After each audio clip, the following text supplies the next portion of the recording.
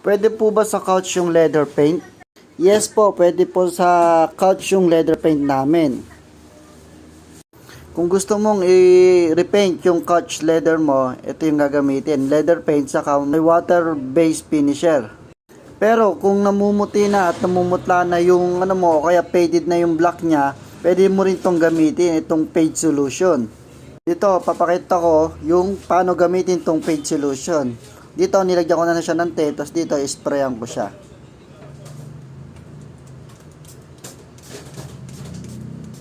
Then gamit yung microfiber towel, punasan lang natin to ng ganyan. Yan. Kung mapapansin nyo, medyo makintab na siya.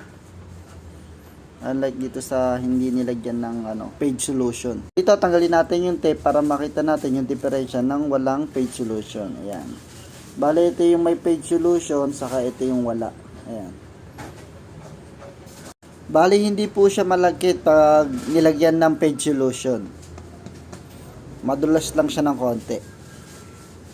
Muli, hanggang dito lang muna yung video natin.